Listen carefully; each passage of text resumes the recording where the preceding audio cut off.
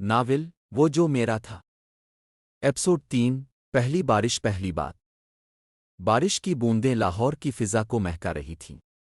Zoya university کے lawn میں اپنی کتاب سنبھالتی بارش سے بچنے کے لیے درخت کے نیچے جا بیٹھی۔ الفادر ریحان جو سامنے کیفے میں کھڑا تھا اسے بھیگتا دیکھ رہا تھا۔ زویا کی بے خبری میں جو معصومیت تھی وہ ریحان کو اندر تک ہلا دیتی تھی۔ اچانک تیز ہوا سے زویا کی کتاب اڑ کر پانی میں گر گئی۔ ریحان آگے بڑھا، کتاب اٹھائی اور پہلی بار کچھ کہا۔ کتابیں بھی دل کی طرح نازک ہوتی ہیں، ذرا سا پانی لگ جائے تو بکھر جاتی ہے۔ زویا چونک گئی۔ یہ پہلا جملہ تھا جو ریحان نے اس سے کہا تھا۔ شکریہ، زویا نے دھیرے سے کہا اور نظریں جھکا لیں۔ ریحان بیٹھ گیا، ایک خاموشی سی طاری ہوئی۔ لیکن وہ خاموشی بیمنی نہیں تھی، کچھ بول رہی تھی۔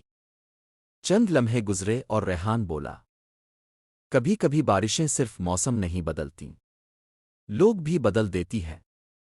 زویا نے پہلی بار ریحان کو غور سے دیکھا، وہ انسان جو ہمیشہ تنہا لگتا تھا آج بہت قریب محسوس ہوا۔ ان کے درمیان ایک خاموش دوستی نے جنم لیا، جسے وہ دونوں خود بھی مکمل طور پر سمجھ نہ سکے۔